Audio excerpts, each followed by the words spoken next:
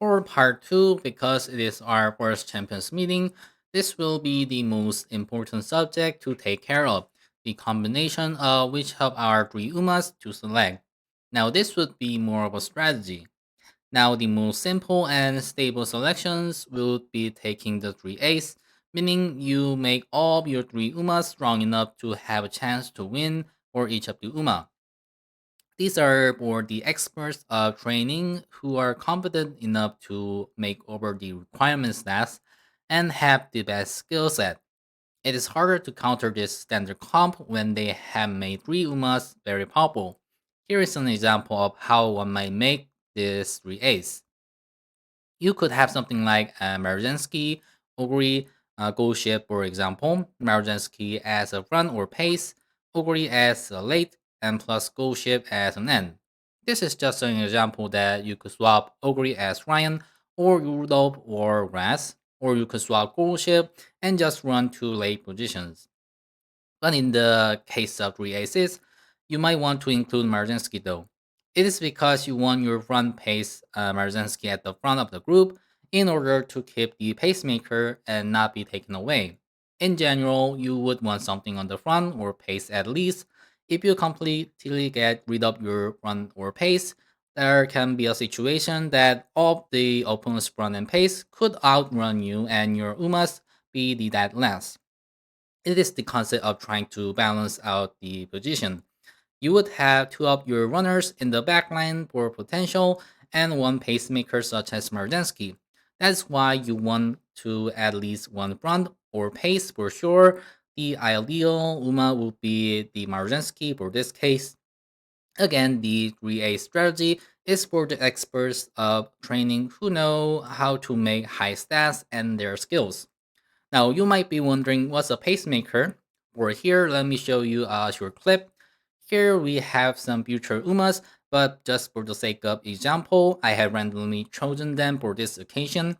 The settings are there are no front, and three pace runners are there. The three pace runners are Tachyon with some fancy clothes. We have Oguri, and Kitasan is set to pace in this race. Notice while they run, the three pace run just fine. Then in some time after the start, Tachyon is one who is in the front, and the two pace runners are having some distance from Tachyon. Having first place in the early part of the run, that Uma is considered that she is a pacemaker. For now, what you need to know about the pacemaker is just that. Moving on, now this is a case of another 3 ace composition. As we saw in part 1, front and pace being somewhat unstable were being discussed. Now for some racetrack, this will be just true. Some would be the opposite. In this setup, even though front and pace are being weak, this is just to show you that we could have a special concept of having the high pace comp. With the combination of only front and pace, we could have Merzinski and Daiwa Scarlet as front or pace, Taiki Shuttle as pace, for example. In theory, if we have a player who also has the same high pace comp, a total of 6 front and pace could block the 6th position to activate the Ryan's ult. But yes, it has a problem. Even with the assumption of having 6 of front end pace, when having the same strategy with one of your opponents, weaker ones could still be followed by the late and end. The obvious reason for a high chance of not having 6 of our front end pace would be more often, hence your 3 high pace Umas will just become a stepping stone for the late and end position. So, not the recommended, but it was just to show you that we could have this plan as a viable strategy in some other racetracks. Now, for the case of 2 ace and 1 developer, when using a developer, nice nature is almost a must. So, you give up one of your slots for the ace used to be in order to use nice nature. Nice nature would have all the debuff skill you could have in order to give your opponent a debuff. Doing this would increase your other 2 ace win rate. And if one other player brought nature 2, the one who did not will have a double debuff, while you and your other nature user will have only one debuff effect.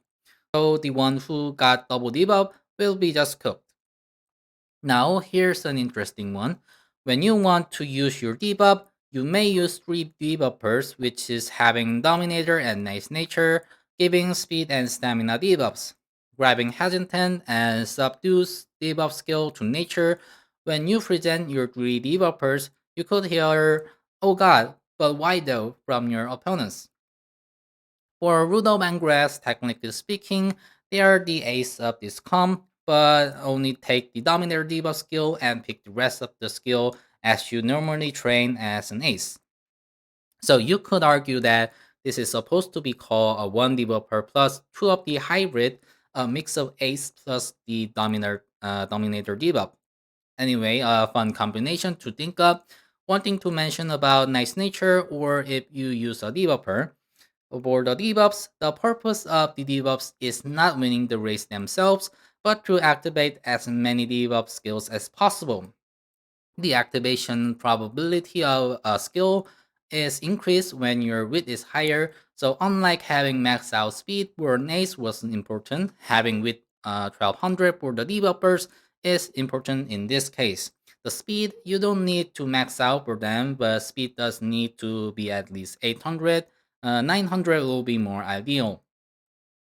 Speed is needed because the debuff skill has a distance limitation of some kind. Because of that, debuffs are hard to make, just like making your ace. So you may think that making debuffer is easy, but that might not be the case. They still need some amount of requirements. Moving on, lastly, we have our 3 ace again, but now it is the opposite of the high pace. In this case, now you are only considering using late or end in your comp. We are thinking that this is a comp you will be using the most. This could also be the choice if you don't have Merzinski as a runner, thinking that one of our runners will be lucky enough to be on the 6th and shoot up for the front by activating Ryan's special skill. Even in the case of having many late and end, we could aim for the Merzinski and Taiki's inherited skill for the acceleration. Now, the complete counter of this setup would be the two high pace comps will come out. So basically, slow pace may consider a strong comp. There is no really right answer to what comp is the best. Think of it as a rock, scissors, paper. There are some comps that are stronger than other comps and vice versa. It's really meaningless to debate which comp is the strongest. For that, the real question will be which gold ship will be the luckiest. The ones that are not on the comps that I mentioned today, if you think the combination will work out for you, try to have some fun experimenting with them. So this is the and the Black Purpose Guys translation that I mentioned in part 1. I would like to add something before I end this video by showing my comp was. Now my gold ship won the finals. She's a lake position, and Tachyon and Overcap were both pace runners. So not in the comp that was mentioned, two pace with one end. It's been 3 years from this, so I don't know my plan was.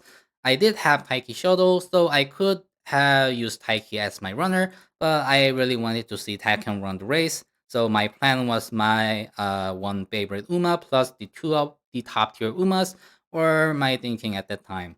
Of course, for the win rate itself, Gold Ship was really good, but seeing Taken win some race in round 1 and 2 has made my day for sure. So the professor guide is to show you the ways to how to win.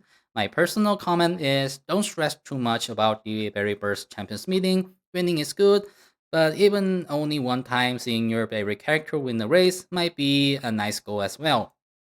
As always, I hope that these guides were helpful enough to get the hang up the direction, how to prepare. My champions meeting for the Korean server is coming real soon, so maybe next time I might be showing you the real deal. Feel free to leave some questions in the comments, and I'll see you in the next video.